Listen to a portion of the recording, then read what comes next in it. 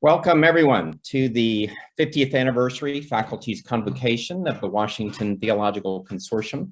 We are delighted that you can be here with us this evening to talk about a timely and contested topic of religious liberty. Which religion, whose liberty?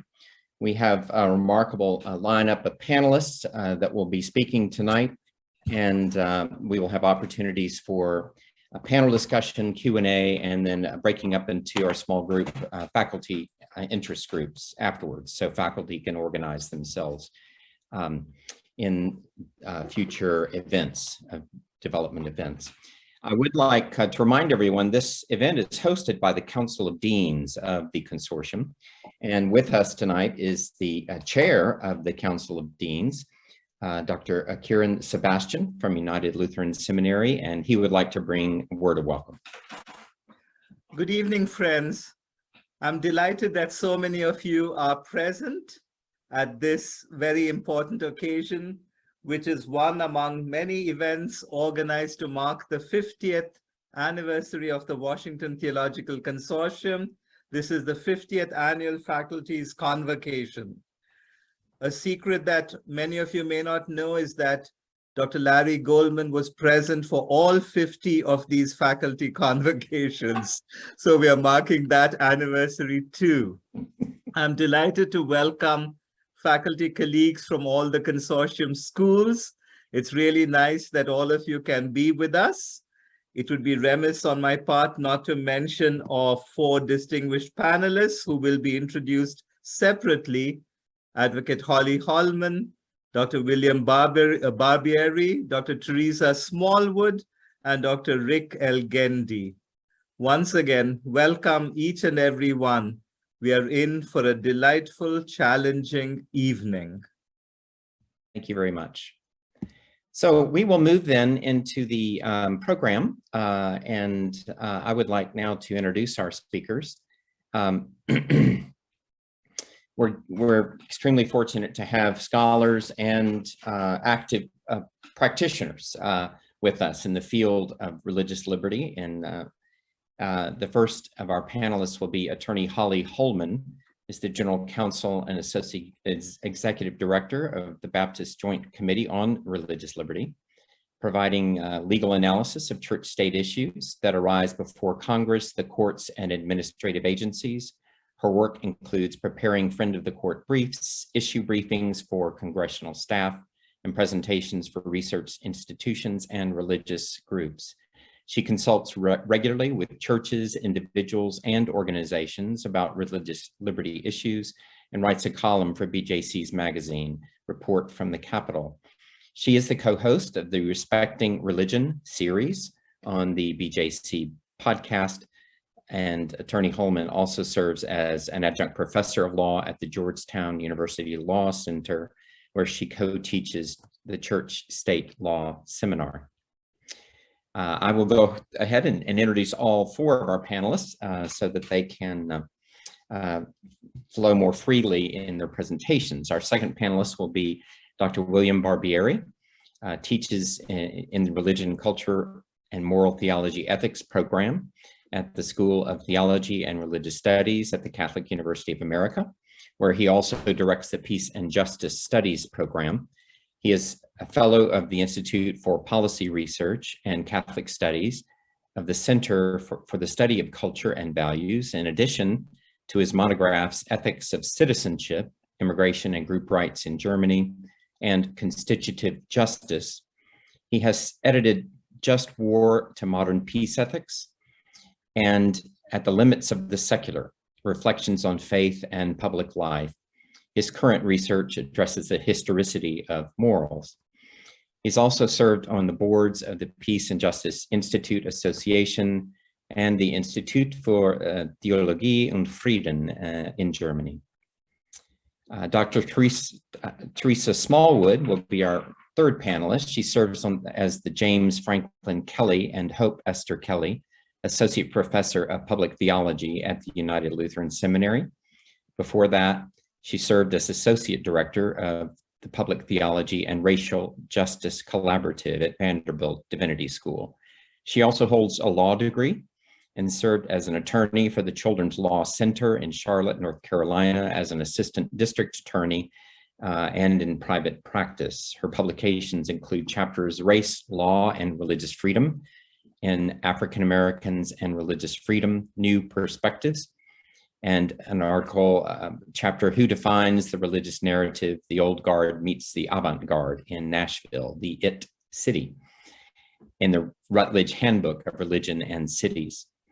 She's also been a contributor to Wisdom Commentary, Proverbs, edited by Harvard professor, Alice Bellis.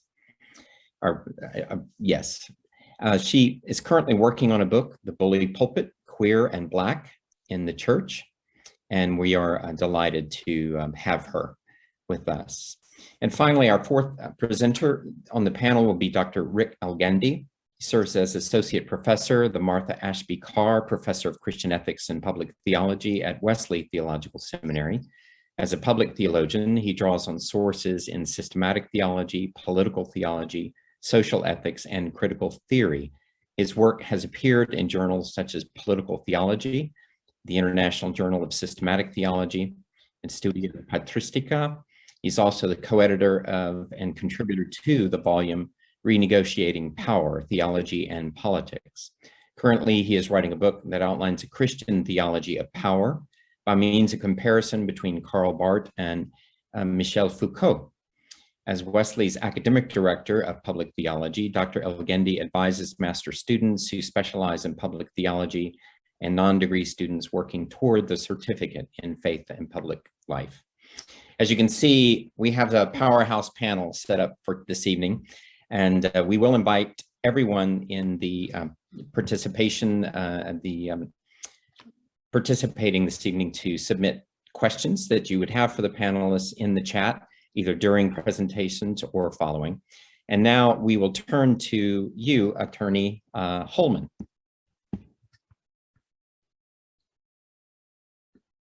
Thank you so much, Larry, for that introduction.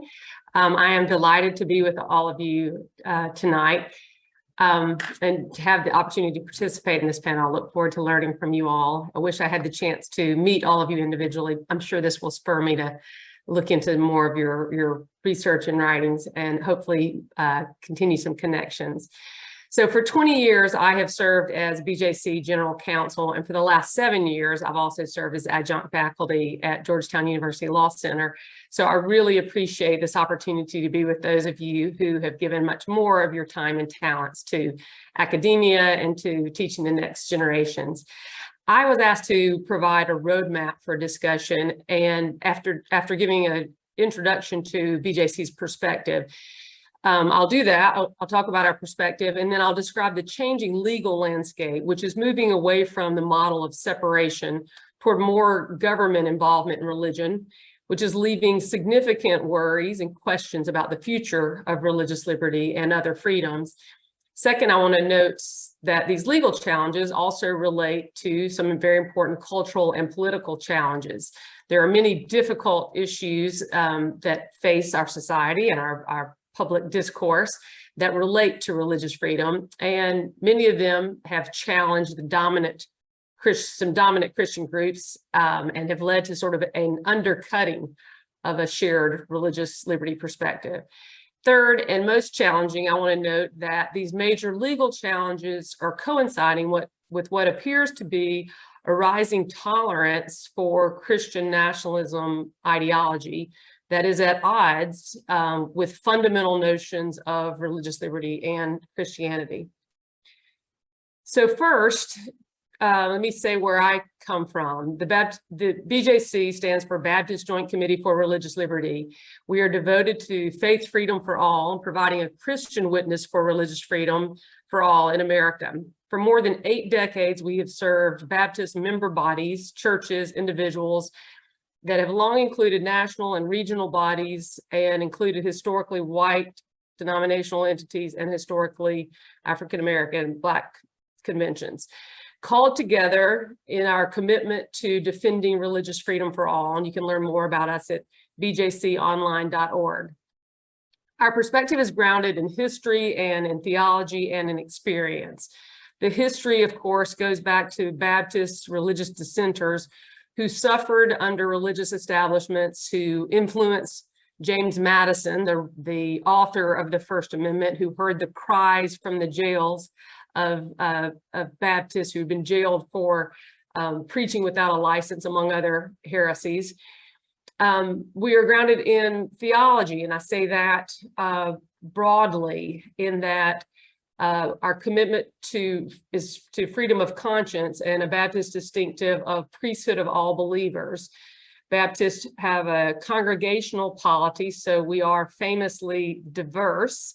But BJC has a theological understanding that we are all created in God's image, and that includes the freedom whether and how to believe in God, how to worship and live out our faith.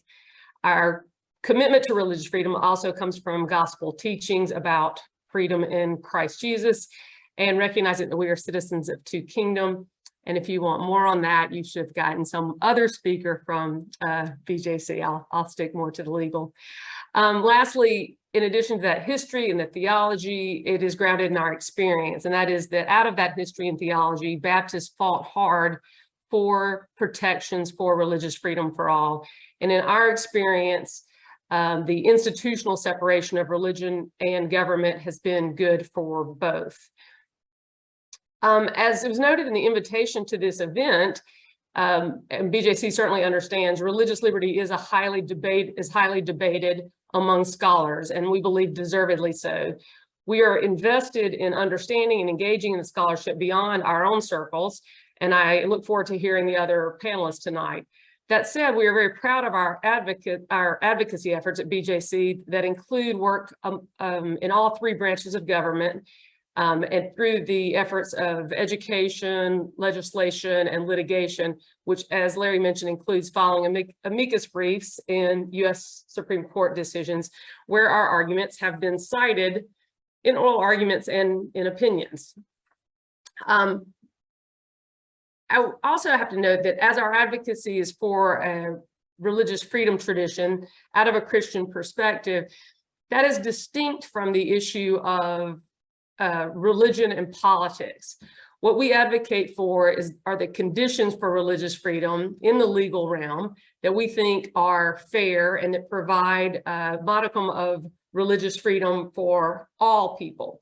So it's about the relationship between religion and government. It does not in any way mean that we advocate that people should be quiet and not bring their religious morals to the public square. Indeed, part of what we believe and advocate for is that all people are welcome in the public square, equal citizens without regard to religion, and argue about all kinds of public policies.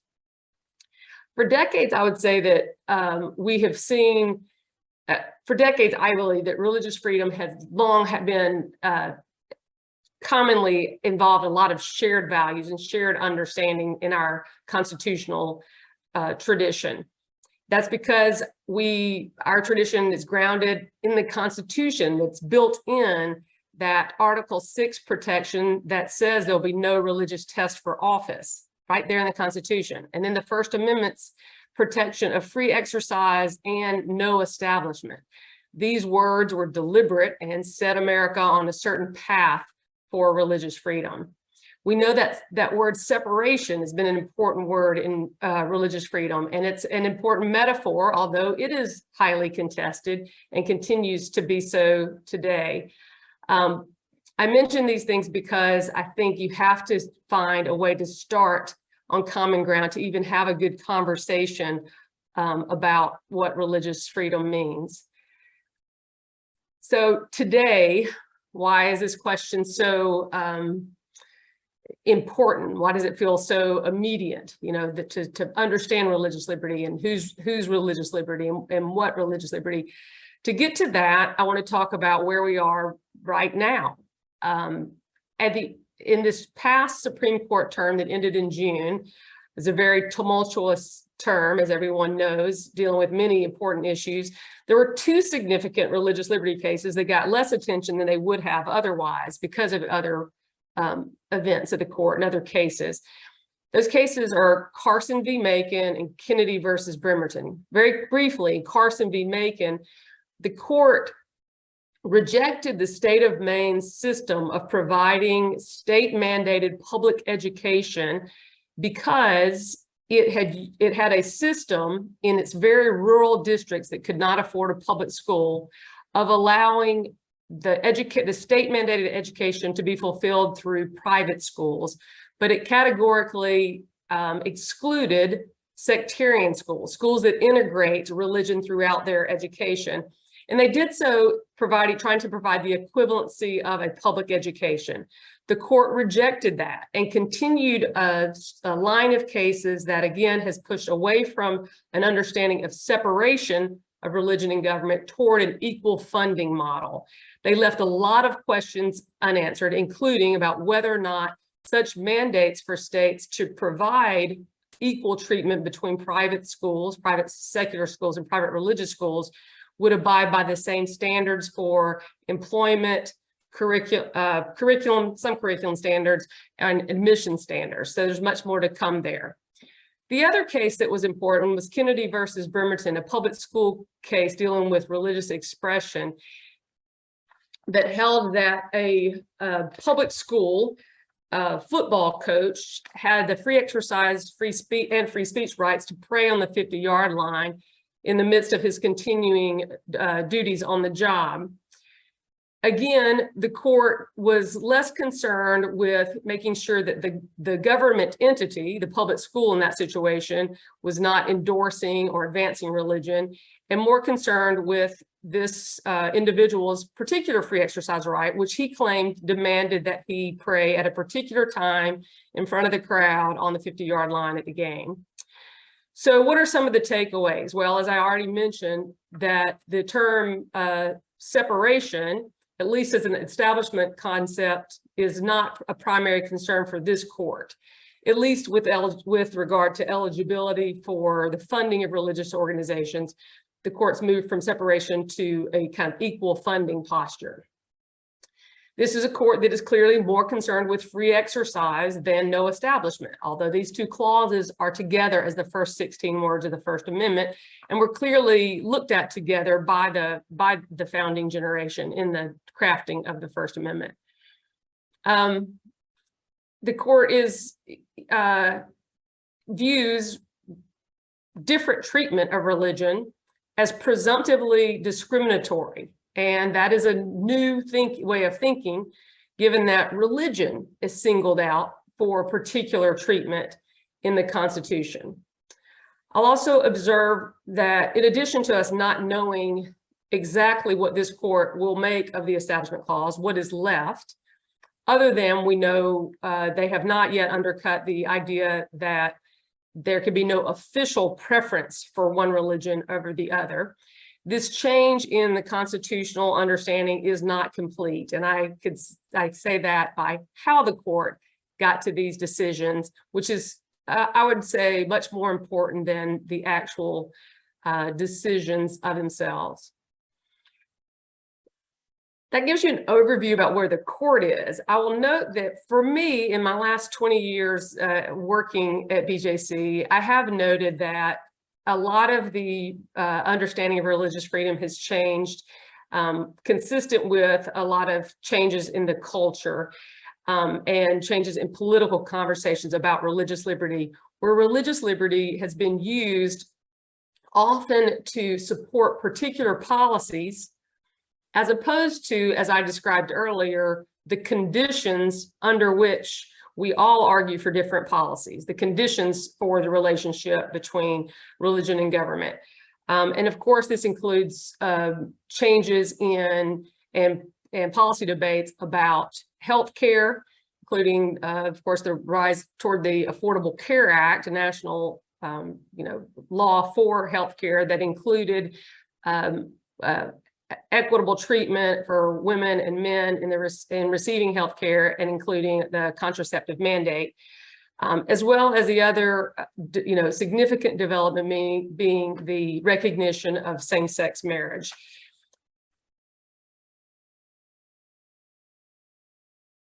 Lastly, I will say, I know my time is running out, another, in addition to these change in the legal culture, the legal standards, political and policy events that we are continuing to see, and that will continue to be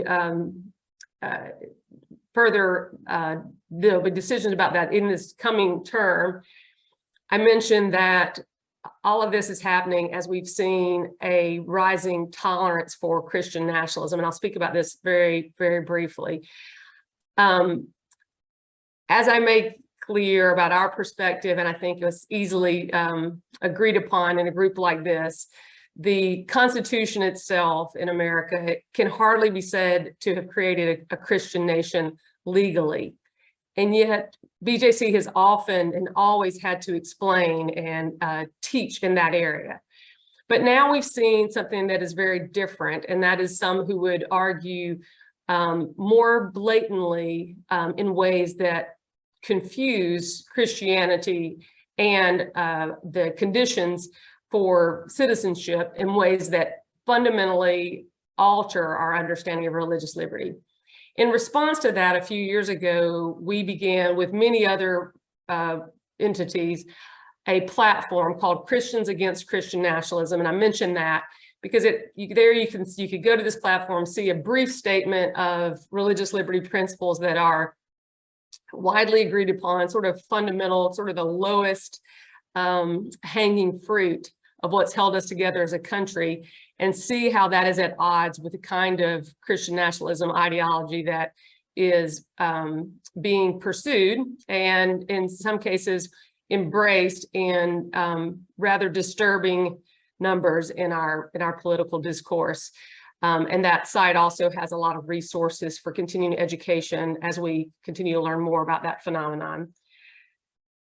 I'll end by saying that I know that we are in a time of transition, and we are dedicated to continue to fight for this for religious freedom through this transition.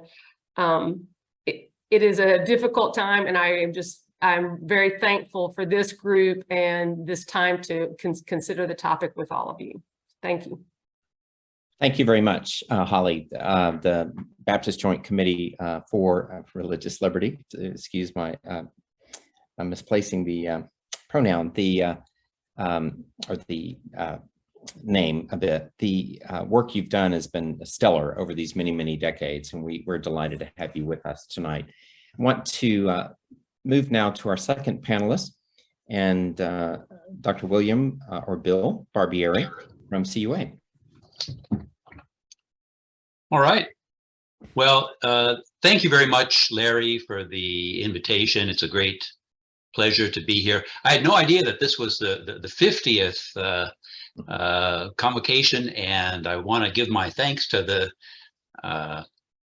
group as a whole. That's quite a record, and something that we should plan to build on moving ahead. Of course, I always enjoy these meetings, but it's much more fun in person. Nonetheless, grateful to see all of you on the screen. I've given my remarks a title. I wasn't asked to, but I did anyway. My title is "Not by Force of Blows Does His Rule Assert Its Claims." It's a quote from a document I'll talk a little bit about, Dignitatis Humanae, one of the key Vatican II documents that lays out the Catholic view of religious liberty. So happy to talk about this topic. It's an honor as well as a pleasure to be on this panel with Teresa and Rick and Holly. I want to note that it's a panel that perhaps wouldn't be possible in other times and places not so friendly to the idea of religious liberty. My charge for my remarks has been to direct some comments to Catholic perspectives on religious liberty. One comment, for starters, would be that while the Catholic Church presents itself today as a great defender of religious liberty, the tradition has not always been terribly receptive to certain dimensions of what we now understand that term to mean.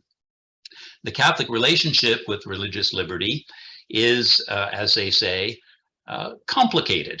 That's the relationship status. We could say, for example, that Catholic support for religious freedom, like I might add the Church's interest in ecology, is both very old and actually quite new.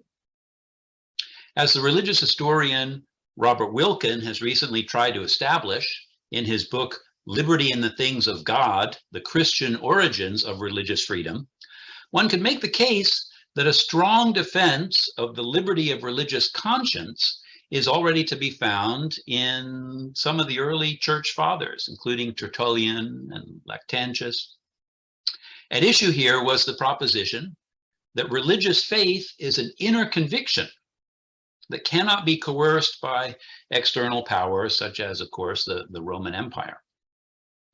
Long before Thomas Jefferson's bon mot that, quote, "For my neighbors to say there are 20 gods or no God, neither picks my pocket nor breaks my leg," Tertullian asserted similarly that, quote, "The religious practice of one person neither harms nor helps another."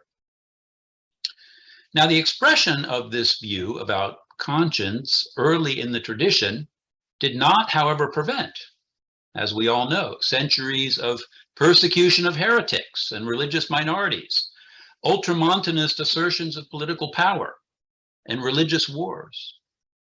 It was only with the Second Vatican Council and the 1965 Declaration on Religious Freedom, the aforementioned Dignitatis Humanae, a document largely informed by the thought of the previously suppressed American theologian John Courtney Murray, that the Catholic Church finally adopted a more comprehensive doctrine of religious liberty. Among the achievements of this declaration were three notable shifts. One was away from the old notion that error has no rights and toward acknowledging the inviolability and respect to be accorded to individual conscience. Another was toward asserting the right to freedom from coercion of both Christians and religious minorities, including within Christian societies. Finally, there was another move toward acknowledging the propriety of the separation of church and state. These were all really new commitments for the Catholic Church. It's surprising to think of today. At the time, the idea of religious liberty was recontextualized in two additional fairly new rhetorics that were adopted by the Catholic Church in the course of the 20th century, namely of human dignity. Religious liberty is grounded in certain features of human dignity, and an even newer, at that time, brand new discourse for the Catholic Church, namely human rights, the idea that there is a human right to religious liberty. Dignitatis Humanae received a significant update for our present, more pluralistic times with the International Theological Commission's 2019 statement entitled Religious Freedom for the Good of All. This document contains a criticism of certain aspects of liberal secular culture in modern societies. It echoes George Bush's famous comment about the soft bigotry of low expectations by castigating the soft totalitarianism of an alleged state commitment to neutrality that in fact views religious faith as a hindrance to the practice of good secular democratic citizenship. At the same time, however, the ITC, the International Theological Commission, takes a strong position against theocratic conceptions of political organization and integralist strands within contemporary Catholicism. It also, interestingly, takes seriously the problem of protecting citizens from abuses of religious liberty. And it adds that, quote, true religious freedom must be reconciled with respect for the religious population as well as for those who have no specific religious identity. Lastly, it acknowledges that religious liberty carries with it a duty of introspection, noting that, quote, one does not treat the application of religious freedom with respect to other religions alone. This question also demands a critique of one's own religion. Well, the Catholic view that results from these sources is one that has come to acknowledge that religious freedom resides in different places in different ways. So my response to the question for the panel, whose liberty, is to note that there are a number of different people whose liberty comes into question here. Religious liberty is a matter of individual conscience asserted against both political but also religious authorities. It's also a property of churches and other religious communities. It is due to minorities within those communities, as well as religious minorities in the broader society. And it can be exercised not only by individuals, but by families, by certain kinds of groups, including schools, hospitals, or charities. And of course, in the era of Hobby Lobby, closely held corporations. It can take the form of a freedom from coercion or undue control, or it can take the form of a freedom for, to live out the truth that the tradition teaches is accessible to all, both in one's own life and in public. And I think that the contemporary rhetoric of the Catholic Church wants to emphasize this freedom for version of religious liberty. Religious liberty is not finally unlimited, important point, but operates under limits imposed by the requirements of public order and the more general classic norm, certainly in Catholic teaching, of the common good. Now, where these limits are and how they look are not set in stone. Rather, they're the subject of an ongoing negotiation between religious actors of various sorts and those officials who represent the exigencies of governance and the state. The U.S. Catholic bishops have recently concentrated their energies on some parts of this overall vision in a campaign under the title Do No Harm, which aims to mobilize public support against 7 sets of federal regulations the bishops say damage religious liberty and harm the public by preventing Christian and other ministries from carrying out their work. At issue are, number 1, the contraceptive mandate associated with Obamacare. Number 2, the non-discrimination provision of the ACA, which might arguably oblige healthcare workers to, for example, perform gender transition procedures, even if they object to them. 3, a new set of rules for Title IX, extending protection from discrimination to sexual orientation and gender identity. Number 4, an HHS grants rule that could prohibit faith-based charities from making distinctions between same-sex and other forms of marriage.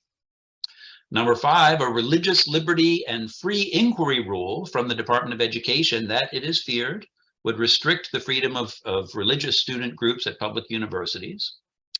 Number 6, a dispute about how conscience clauses are administered by the Office for Civil Rights at HHS.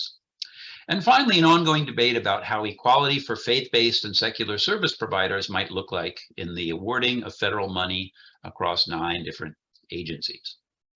Now, this strategy, the Do No Harm campaign, to my mind, provides an important service, but it has some significant flaws. The bishop's approach constitutes a contribution to what should be an ongoing dialogue about one of the principal underlying questions regarding the character of religious freedom in the US today. The question concerns where to locate the balance between, on the one hand, religious imperatives to live out faith commitments practically and publicly, and on the other, the prerogative of the state to limit aspects of religious practice in the interest of central public values, such as security and equality. It's certainly understandable that a faith community like the Catholic Church should, as it were, push the envelope and resist simply knuckling under to secularist assumptions about what is required to serve the public good. But it would strengthen their hand were the bishops to make a stronger case about how the common good, quote, the entirety of those conditions of social life under which people enjoy the possibility of achieving their own perfection in a certain fullness of measure and also with relative ease. They can make a stronger case about how the common good in that sense is better served by conscience clauses and policy exemptions and legal accommodations than it is by general laws geared to the rights and equal treatment of all. It further undermines Catholic arguments about religious liberty when they're framed in terms of criticisms of the government that rely on dubious rhetoric about gender ideology or highly speculative claims about possible outcomes that might infringe on religious sensibilities.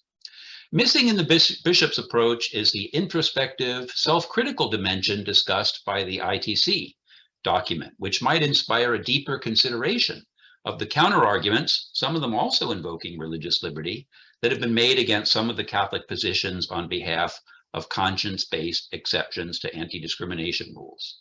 Finally, the Catholic campaign would inspire greater confidence were it to expand beyond the present narrow set of issues to include additional aspects of religious freedom, including the treatment of other traditions and the question of why religion is a type of practice entitled to unique constitutional protections.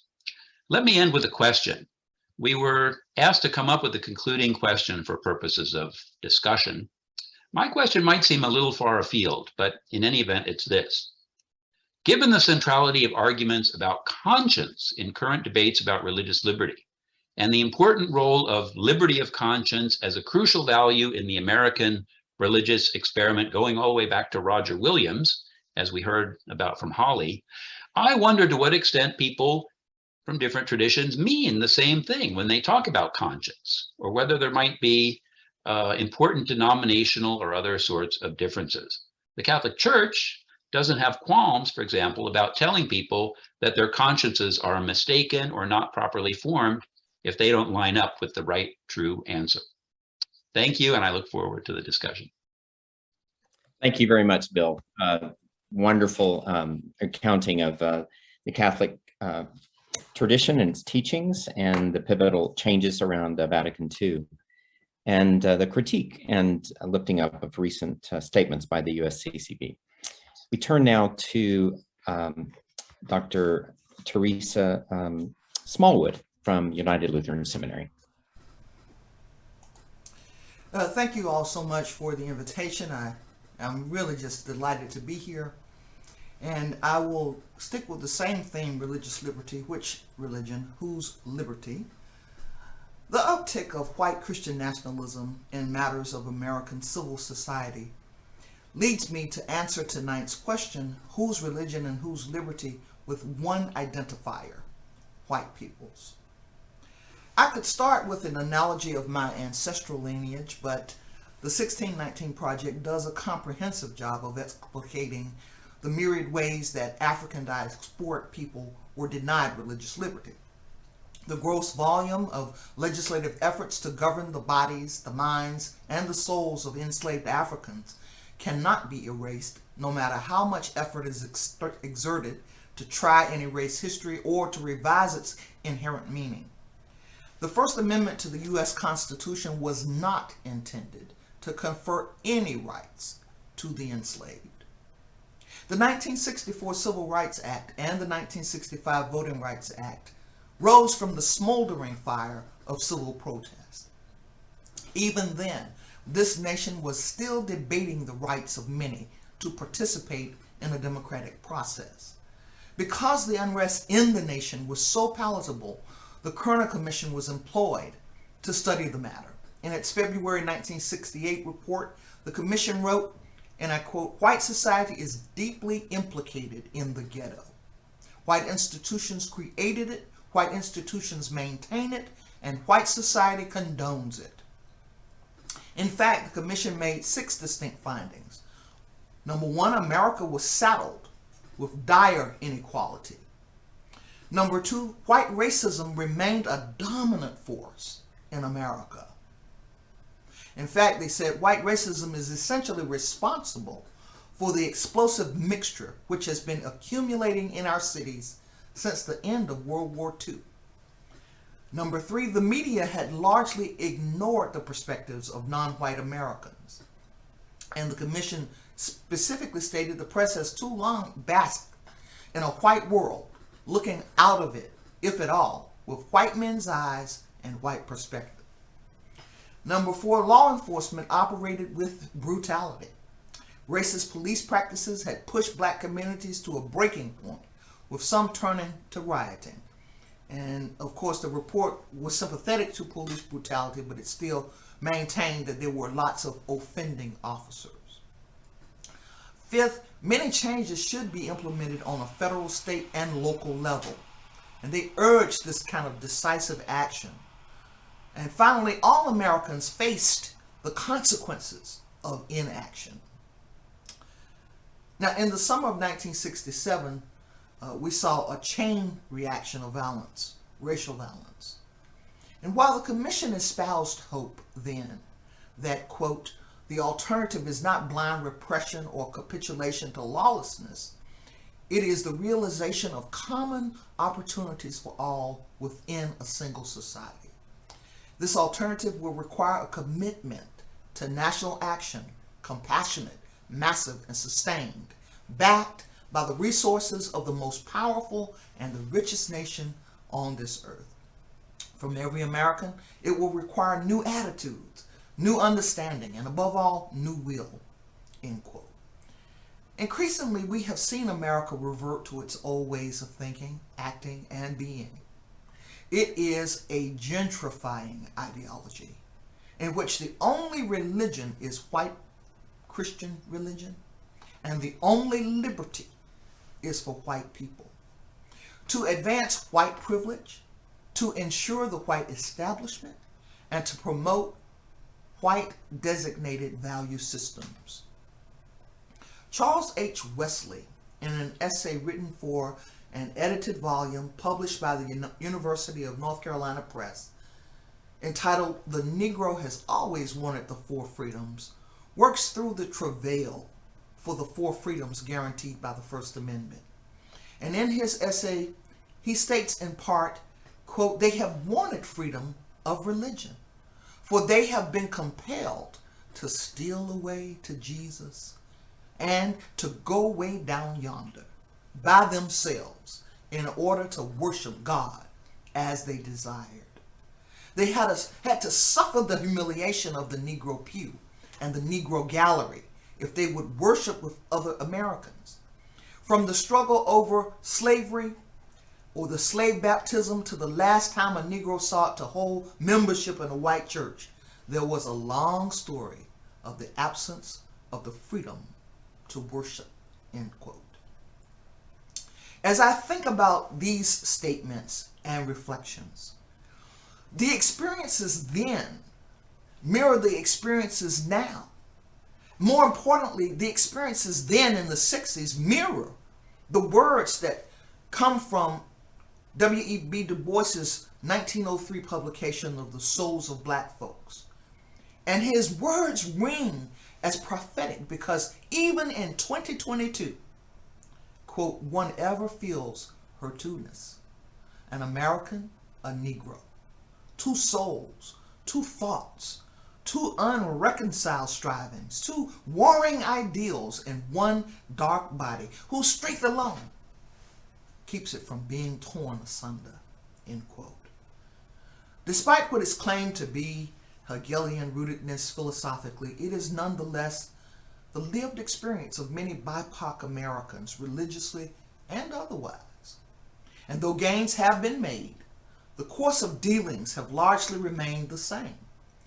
As such, it is no wonder that Melissa Rogers, in her book published 2019 by Baylor Press, entitled Faith in American Public Life, concludes the nation's record on religious freedom specifically is similarly stained. The country has sometimes turned a blind eye to violence, oppression, and discrimination against religious minorities, and even perpetrated it. Some of the same government officials who claim to be champions of religious freedom actually foment fear about certain faiths and condone or even call for discrimination against them. At times it has been argued that a right to religious freedom should block other human rights, like the equal right of same-sex couples to have their marriages recognized by the state. And as, end quote. And as we all know, the present U.S. Supreme Court is certainly poised to do just that. So for my purposes, Christian Cobb's Dumais in Jesus and John Wayne, How White Evangelicals Corrupted a Faith and Fractured a Nation, shows how white evangelicals have worked to change the image of Jesus in the Gospels to a rugged, gun-toting masculinity that, like that of John Wayne or some others, could actually demonstrate for us a truly different toxic masculinity. Kevin M. Cruz in One Nation Under God, How Corporate America Invented Christian America, demonstrates how white Christianity is co-opted by capitalism. Andrew L. Whitehead and Samuel L. Perry in Taking America Back for God, Christian Nationalism in the United States, enunciate the phenomenon of Christian nationalism, white Christian nationalism, in its belief that the United States is and should be a Christian nation, noting that Christian ideals and symbols have long played an important role in preserving a particular social order. And finally, in his book, The Bible Told Them So, How Southern Evangelicals Fought to Preserve White Supremacy, J. Russell Hawkins, in a razor-sharp analysis of South Carolina's white evangelical bigoted efforts to preserve segregation as a reflection of the will of God, displays on the frontispiece of the book a white family assisting the male toddler child to hold a sign that reads, quote, "Cursed is the man who integrates," citing the Holy Bible, Jeremiah 11:3 and 6, as source. Given this brief historical synopsis, it leads me to my final point. Situated in my social location as a black, female, lesbian clergy person, ordained in the Black Baptist tradition and teaching in a Lutheran seminary, I live at the intersection of a number of religious freedom roadblocks. And from this intersection, I can clearly see the insurgence of white Christian nationalism reconfiguring the political landscape of religious liberty to encapsulate the spirit and the letter of the law only for those white landholding men, the gentry, in their strategic deployment of religious liberty for purposes of power, position, and prestige. It harkens back to a manuscript written by a very dear friend, Richard T. Hughes, The Myths America Lives By. But it is in fact Richard Hughes's analysis and his thesis that leads me to my final point. And that is that nonetheless I remain hopeful. Mine is a resurrection hope, a phrase coined by Kelly Brown Douglas in her book of the same title. And I do believe it's based upon a Romans 5:3-5 understanding. That but we also rejoice in our sufferings, because we know that suffering produces perseverance.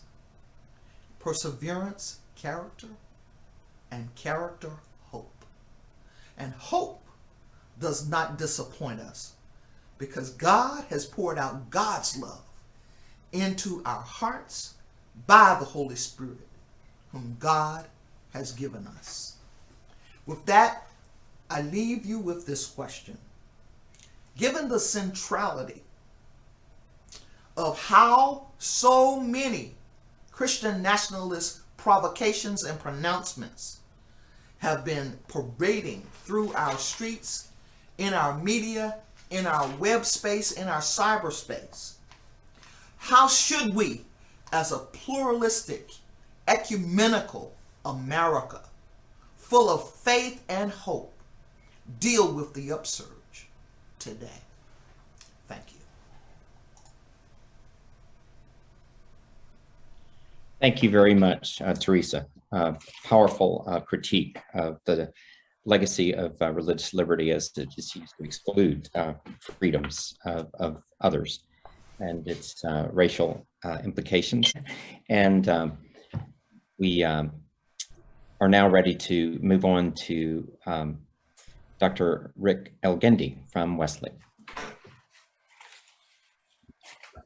Thanks so much to Larry and Yvonne and Christy and everyone at the Consortium for organizing this event. It's great to see everyone here. And thanks also to my fellow panelists who have gotten so much on the table that I think is useful for our conversation. The tradition of religious liberty in the United States is complex in a way that doesn't reduce easily to analysis, at least not without remainder. Religious liberty, as we've seen, more directly names interconnected sites of contestation than a set of consensus convictions or a stable regime of rights. I want to chart one path through this complex terrain from which the whole will not be visible in order to highlight what I'm worried might be a particular trap for justice-minded Christians, though others may come to similar conclusions. To that end, I'm going to start, and thanks to Holly, I'll get to assume this summer's ruling in Kennedy versus Bremerton, the high school assistant football coach case, which now I don't need to detail for you, except to add to Holly's summary that since the court ordered the school district to reinstate Mr. Kennedy, he has not reapplied, according to district spokespeople, for his job, but instead has, on the occasions when the team has been practicing and playing the early games of its season, been meeting with Mike Pence and Franklin Graham, receiving an engraved rifle from the American Legion, and appearing with Donald Trump at the Trump National Golf Club in New Jersey. I've chosen this example not just for its contemporaneity, but because it has the form of what I take to be the besetting problem of liberty in the United States. A contradiction between the classically liberal aspirations it embodies and the relations of social power that it manages. Let me make explicit my assumption that insisting on prayer in public schools or other state venues cannot be explained by a gain in discipleship to the one who instructed us not to pray that we may be seen by others, but rather to go into one's room and pray in secret. On that assumption, we need some other interpretation that makes coherent these consistent demands for marking public space as Christian, from prayers and observances appended to civil occasions to conversations about the US being a Christian nation, as we've mentioned in every talk so far. How then can we understand this contradiction and work fruitfully within it? Here's where I want to name what I'm worried is the trap for most Christians and others in my corner of the discursive world. A practice that views religious liberty as a good, that observes how it is unequally distributed in the US, mostly to white, especially Protestant Christians, and that the objective should be to extend a genuine recognition of religious liberty to all. This is the promise that the real liberal universalism can be achieved if only each generation continues to pursue it by extending its reach. Its progressive form earns its ring of truth by correctly naming central antagonisms in our society, white supremacy, white Christian nationalism, for instance, and expressing its desire for free exercise and disestablishment to be rigorously and fairly applied. Here's where the path forks before us. To one side is the critical extension of the liberal project, looking for and litigating toward a principled practice of religious freedom. The discourse of religious liberty in which I was trained through the first decade of the 2000s is dedicated to this project. It inherits the problems set out in Thomas Jefferson's letter to the Danbury Baptists, wherein the wall of separation between church and state is named and set between opinion, the realm of freedom, and action, which legitimate government power can reach. Serious work on the liberal project attempts to continually push the contradiction on these terms, knowing that a practice of religious liberty that does not extend somehow to action is itself only valuable on very particular, not even most white Protestant accounts of the life of faith. And the line between the paradigmatically private, conscience, and the paradigmatically public, state power, has to be constantly renegotiated. On my reading, in something like the last 30 years, the ACLJ founded in 1990, the Becket Fund, now I think the Becket Becket Law, founded in 1994. The legal struggle has been drawn up on lines reflecting a left-right partisan divide on these terms that endures today. On such terms, progressives would insist, in relation to the Bremerton football coach case, that citizens from all religious traditions have an equal prerogative and public venue in which to pray, or probably more likely, that religion is simply kept out of some provisionally public space. Around 20 years ago, the academic conversation in religion and democracy shifted dramatically, as books like Winifred Sullivan's The Impossibility of Religious Freedom and Stephen Smith's Foreordained Failure suggested that the conversation rested on faulty historical and conceptual grounds. The First Amendment's authors having no principled account of religious liberty in mind, religion itself not being defined well enough to authorize consistently, calling for revisions like those in Stout's Democracy and Tradition, which was 2003, and just about everything that Cornel West has written, though of course with West we've departed explorations of the liberal project or tradition solely on their own terms. Let me acknowledge with maximal sympathy the reason for continuing in this attempt. Free exercise and disestablishment as the substance of religious liberty are the concepts that the state has acknowledged it will use to limit itself. And for as long as we're governed by the current Constitution, will continually be reasserted as the basis on which state power is negotiated. The wisest practitioners of liberalism know that the state is not merely a neutral arbiter of social contest, but a party to that contest. And they stake a claim on the norms that our traditions suggest are most likely to prevail. You may also be screaming inwardly that the white presenting male Episcopalian speaking to you right now surely enjoys all the blessings of religious liberty on the terms of the state he so freely criticizes. And here too, let me acknowledge what Bill pointed to very briefly as the conditions of the possibility of this conversation. I've named this problem a contradiction because I don't think that religious liberty as we have it, even as we have it, is something we can do without. Indeed, no theoretical pyrotechnics are required to believe that our common human dignity requires each of us to share in that liberty, to attend a mosque without being surveilled by the FBI, to be present at school while carrying the kirpan, a requirement for Sikhs, without being detained by police, as happened this past weekend at UNC Charlotte, presumably within walking distance of hundreds of white men carrying guns. And this is where I think we need to consider the merits of the other path we might take. This would involve naming the contradiction not as a tension between belief and action, or even between putatively natural rights and the limited extent of their application, but in the historical pattern that every liberty to be enjoyed needs an exception, that the brand of freedom we seek to practice requires the exclusions we bemoan.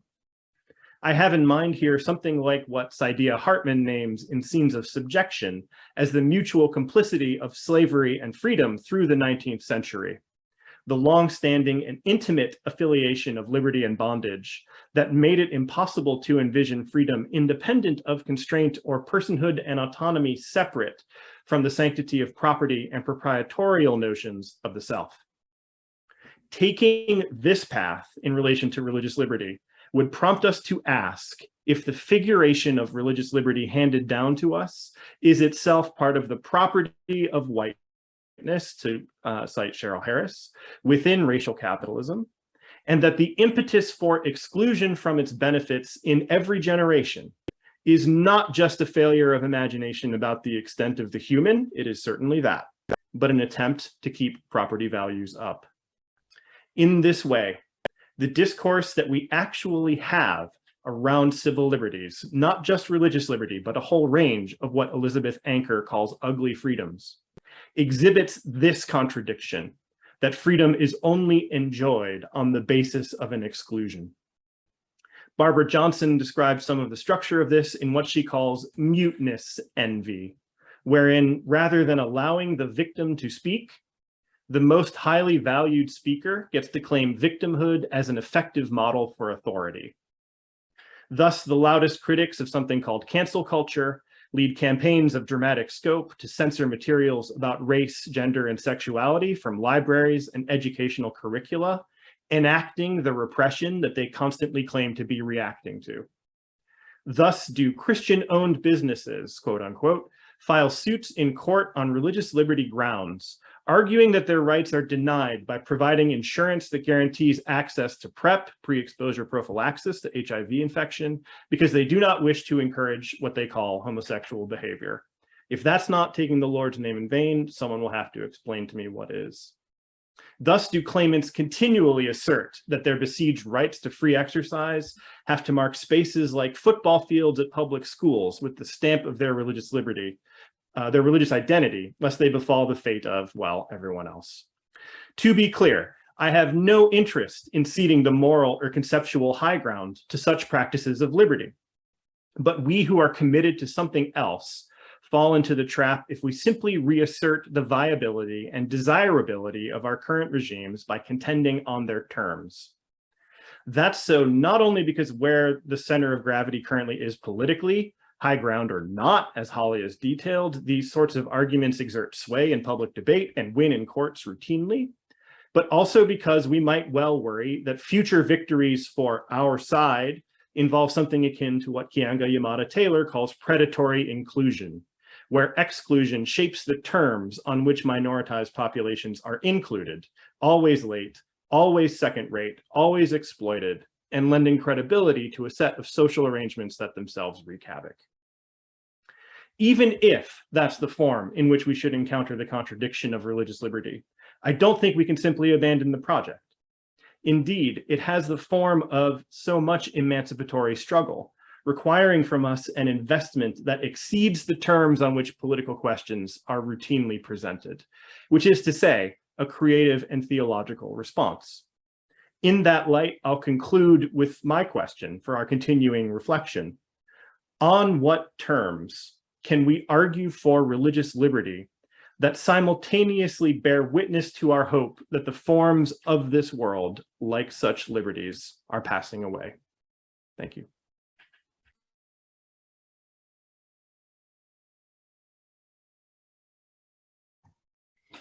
Thank you very much, Rick. Powerful balance of naming religious liberty as a highly contested space with its inherent exclusions, and at the same time not willing to cede the high ground to those who are practicing it on regards to football fields and perhaps bathrooms. So we want to move now to a section of our program where the panelists can engage one another.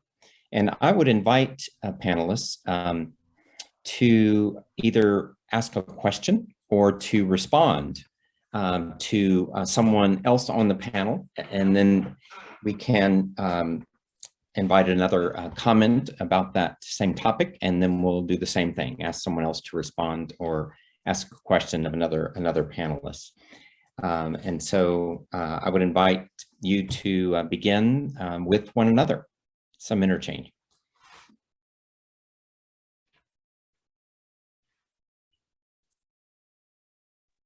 Let me just start off by saying that after hearing Teresa, I decided I have to drop the title that I had, which was to remind you, not by force of blows does his role assert its claim.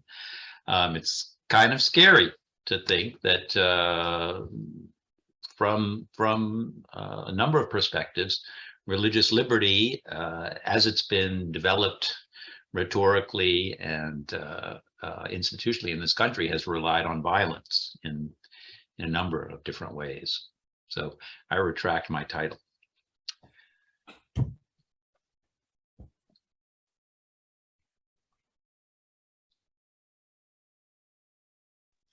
Let me throw this out there to maybe have a different dimension to the conversation. We panelists had a conversation a couple weeks ago about how we were going to approach this, and some of you cited cases that were sort of minority reports in two senses, both because the court found in favor of religious minorities in a way that seems not to be prevailing these days, and also because they sort of provide some hopeful counter evidence that religious liberty is not just a name for what white folks enjoy, but actually a principled commitment of our state. Maybe the panelists want to surface some of those examples. I guess, Holly, I'm thinking about you in particular. Are there examples that should give us a different kind of hope? Are there examples on the basis of which we could think about religious liberty differently?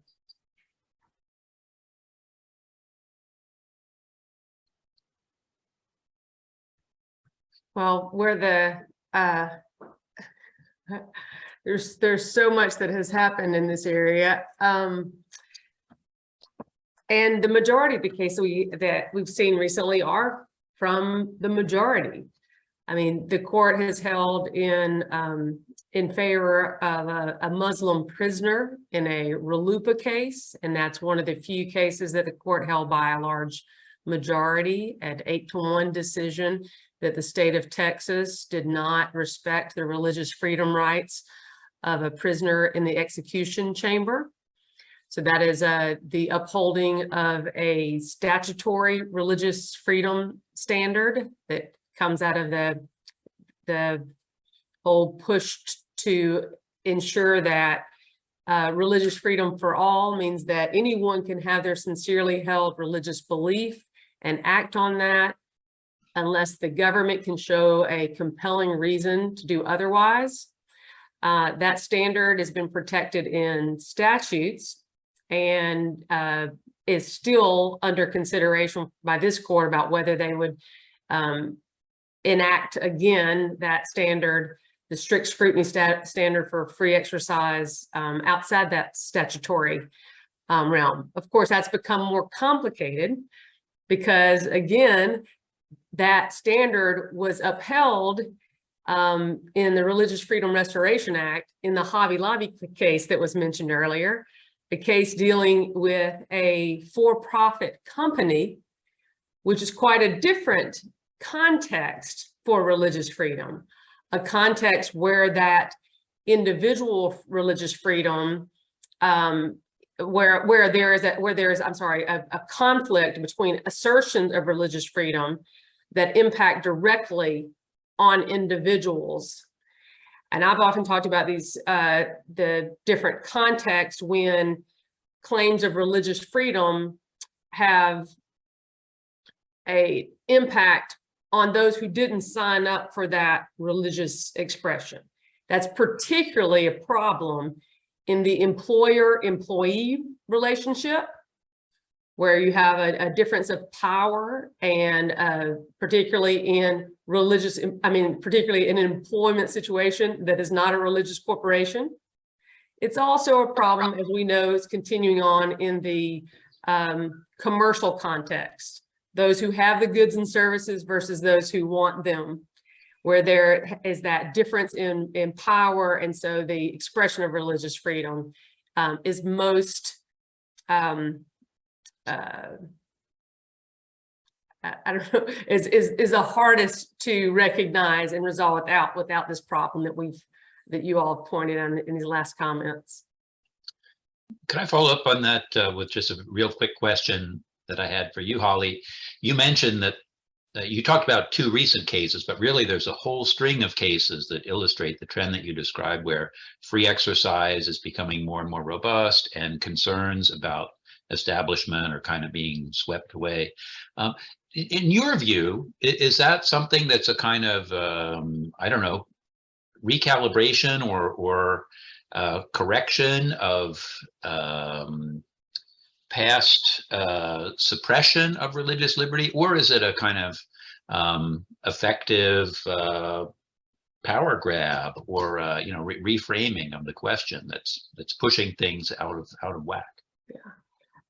Yeah, that's the company line for those who are quite excited about this shift in standards, is that it's just it's just a correction of going too far on the separation line. And in a Washington Post article that Michelle Borstein did that this summer, trying to kind of look at a big picture, I noticed that was you know, some commentators' view of this, and that she used my quotes after them in comparison, to say that this court is I believe this court is disregarding the values behind. So that even though, Bill, in some cases, I can easily see the other side and that argument that, hey, you know, and for sure, I don't think that no establishment means that a public employee, a football teacher, has no rights of religious freedom, no individual religious freedom. And that's never been our position. It's not what the rules for religious liberty in public schools say. So you can look at that case as just a particular, you know, line drawing. So I can talk to those who say that in any individual case, but if you look at the reasoning in these cases, if you look at the rhetoric, and including in the justices, I was going to say off the bench, you will see that they are asserting that this restraint on government actions in religion is in fact repressive and harmful to their religion in a way that I think fundamentally misses the relationship between no establishment and free exercise that work together for religious freedom for all. I want to just point out that where we are going with this conversation is really like down the rabbit hole of legalism and the whole idea of the Supreme Court. But quite frankly, when you use the term rhetoric, it brought me right back to my point. And that is that, you know, in our nation right now, there are some 270 legislative actions banning Muslims. Right? There are so many ways that we are undermining our own capability to make the sort of cookie cutter arguments. And the reaction that I have to what the Supreme Court is doing is to simply say the man on the ball field was a white evangelical. If he had been anything else, we probably would not have had that result. One other way to look at it was proposed by Rick in saying that religious liberty is a kind of commodity, which the stock of which is going up in these Supreme Court decisions and in other actions like the committee that Pompeo convened on unalienable rights, which declared that religious liberty and property are the 2 human rights that stand above all the others. I would say, Dr. Smallwood, about that point, I certainly agree based on my experience and what I hear in different communities, that decision you know, only comes about because of that particular plaintiff. And yet the arguments are that it would not, that is something that this is an opening of pluralism. And I think what's concerning is I don't think this court cares, that they're willing to see something different. And perhaps, Bill, to your point, that some justifying this, that, you know, a justifying of this change and a correction. And it reminds me of that famous Justice O'Connor quote from the old McCreary case when she said, why would you trade a system that has served us well for one that has served others so poorly? Turning over to government this ability to advance religion and pick winners and losers and advance religion. But it certainly begs the question about the balance of powers, because the reality is that Congress shall not, but nobody says the Supreme Court shall not. And the reality that we have ourselves really sort of equally couched in right now is that the Supreme Court is determined to do legislation.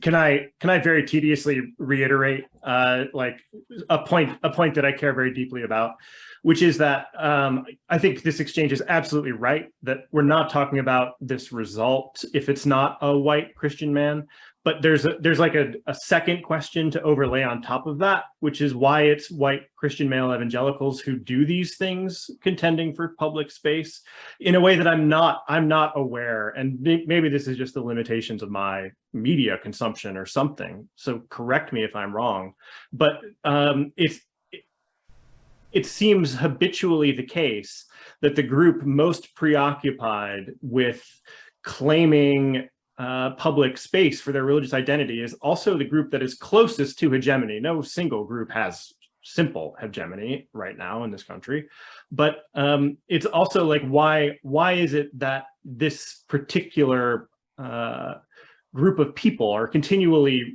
reasserting exactly this form of right? The system is obviously very hospitable to them, but I think it calls for explanation what the usefulness is of these sorts of displays to them. There is certainly a valuable conversation to be had as US citizens about the character and extent of our rights and the success of our polity. And I'm also a Christian person who has for years now been absolutely baffled about what this is supposed to accomplish from the perspective of Christian discipleship. And I've not heard an answer that is anything like theologically intelligible since I've begun asking that question. Let me ask, if I may, something beginning with Teresa, if I may. The constant, historians like Tisa Wenger talk about the moving target of religious liberty and its how it is increasingly racialized in two respects, at least. One being that it finally was extended to Catholics, and Catholic Italians and others became white in America. You know, they finally became white Protestant, more or less, but just white, but also extended to Jews and to some degree, and they became white. And my question is, when religious liberty as a contested space is opened up to allow others in, must in our nation it always be racialized to the fact of extending whiteness, so to speak, and the white Christian nationalist impulse that you have so carefully exposed, Teresa, suggest, yes, that's just the dynamic with religious liberty. And I just wanted to hear more from you and any others about this about that tendency. So, you know, there are a number of different rationalities that I could use to go down that particular alley. And I loved Tissa's work. But even she essentially, she essentializes the Black experience. And so, yes, it must. And I think that what we find often is that in order for you to even include African Americans in the notion, in the conceptualization of religious freedom, there has to be some kind of sort of, and Bill, you can speak to this better, but a sort of totalitarian review of what the freedom is. And so we tell you what that is. And yes, indeed, we have, African Americans literally, as we speak, still running the American flag in the church, because that seems to be the patriotic thing to do. There is a need then, even Du Bois's work, the Negro or the Philadelphia Negro, was speaking about how we should behave in a particular way to be acceptable. So this is right back to the whole respectability politics. This notion that, you know, to be white is right, to examine yourself along the lines of the dominant culture makes some difference. And what I really am about when it comes to religious freedom is understanding the picture of whipped Peter, who consistently ran away from his enslavers. Because the back side of that man was utilized to help bring down, to bring abolitionists to some place of resolve. And what he was simply saying in his most worshipful way is, before I be a slave, I'll be buried in my grave and be brought home to my Lord and be free. And as far as the extending of you know, freedoms to other people, there is a book that I was just fascinated by, Lynching to Belong. It's this notion that the whole melting pot requires of people to, you know, check your ethnicity at the door. Because if you really want to participate in this freedom, you got to be white. Can I follow up with a question for you, Teresa? Because in response to the question that you posed earlier, you know, you asked how can we push back as a community, as a pluralistic community, against these forces, in particular white nationalism. I was wondering about the Black church as an agent in that process, as a community that is itself the product of restrictions on religious freedom to a certain extent, but then it's at the same time appropriated certain and empowered itself in certain ways to exercise freedom.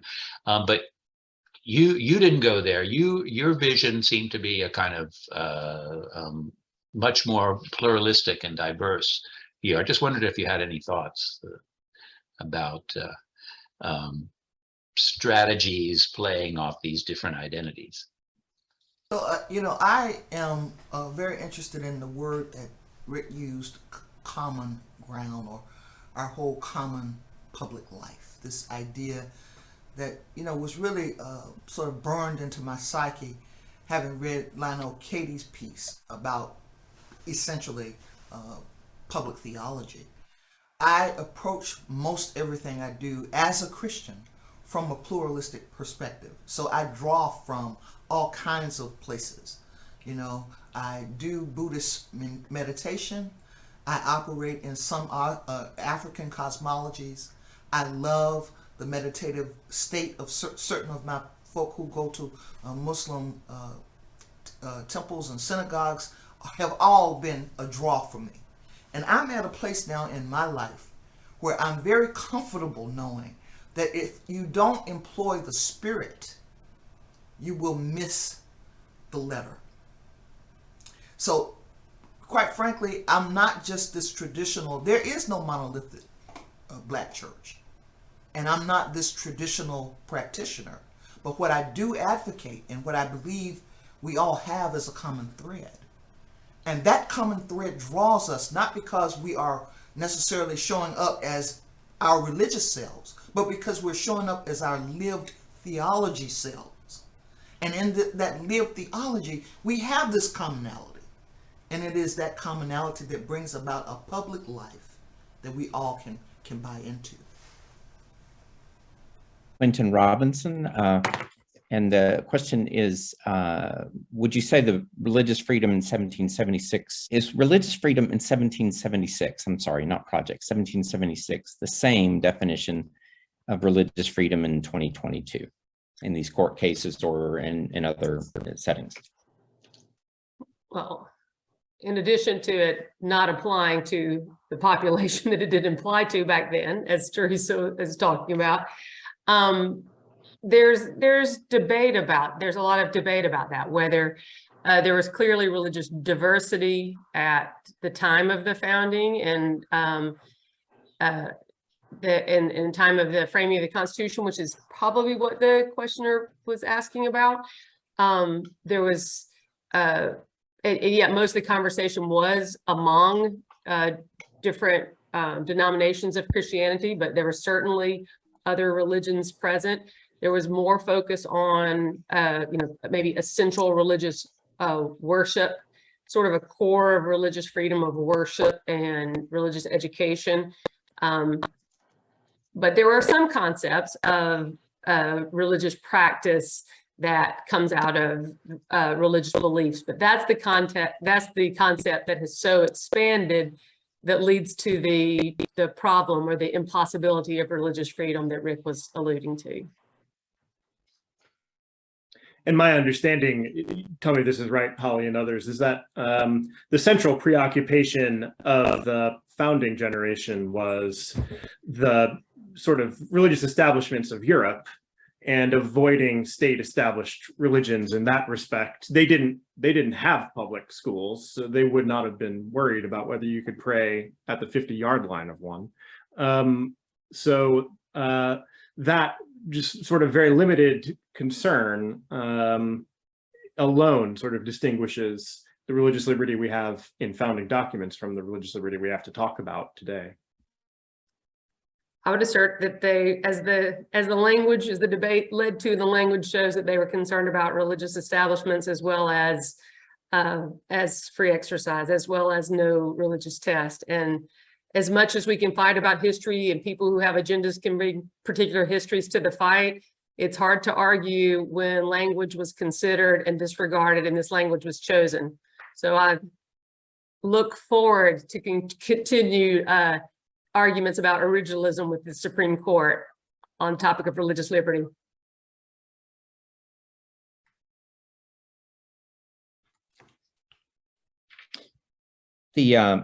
No more questions, let's see, in the chat so far, and we will wait and see from the participants. Our question is the church at this time really addressing the issue of racism?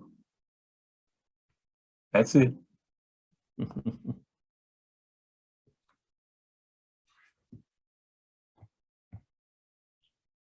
So that's our question, and links with religious liberty or any of the liberties. Question of how well is the church, if at all, dealing with racism.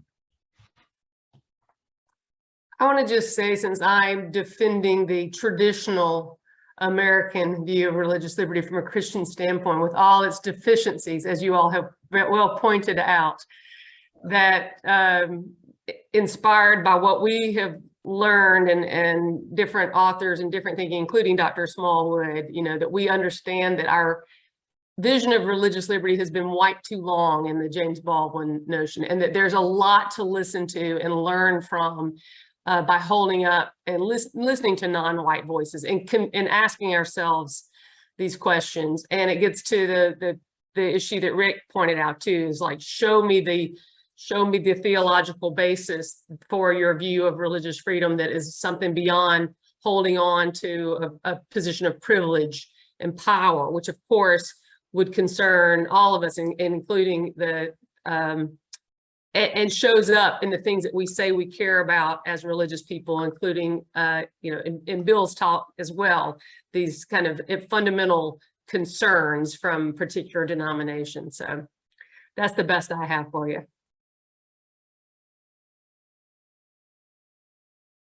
Long way to go.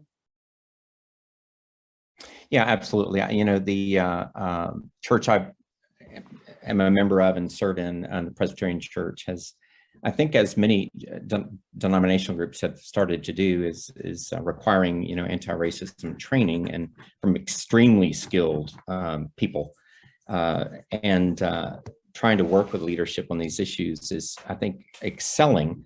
The question, though, are really the structural dynamics of the church and how tied in the church is with capitalism, as was mentioned earlier, and whether the structural dynamics can be addressed over time.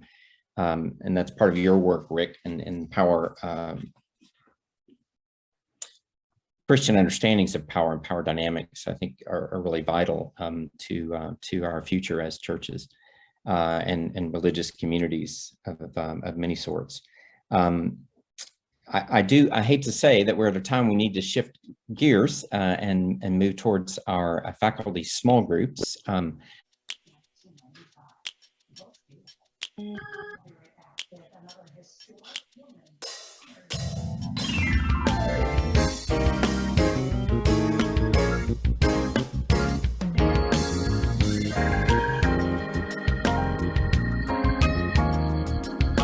But we're delightful that this panel and the conversation tonight could move forward. And we're very, very grateful for everyone who participated in this. I do want to ask one individual to make an announcement. Kyle, we probably should have done this earlier. We had a few more of our folks on, but why don't you share a little bit about the opportunity for submitting articles to a journal that you're involved with? Yeah, thank you, Larry. And you did actually, you had it up on the introductory PowerPoint, so I was thankful for that. I'm the co-editor of Teaching Theology and Religion. It's a journal that's been around for about 25 years now. It previously was hosted by the Wabash Center. Then back in 2019, they decided to go a different direction. And so the journal came to be hosted at Graduate Theological Union while I was still employed there as administrative faculty. When I left, I was able to stay working with the journal, and we are now, this is my third year as the co-editor. And so I'll put it in the chat again, but I encourage all of you who are working at the intersection of pedagogy and theological education to submit what you're working on. Articles from 4,000 to 7,000 words, teaching and learning in action, which the previous iteration of the journal called In the Classroom, around 3,000 words, and the teaching note, which was a teaching tactic in the previous iteration, which is a specific reproducible thing of around 450 words. I encourage you to send your material along. It's peer-reviewed, and we look forward to submissions. We don't at the current moment have any themed issues coming up, so it's really an open call. And if you have any questions, I'll put my email in the chat as well. You can email me.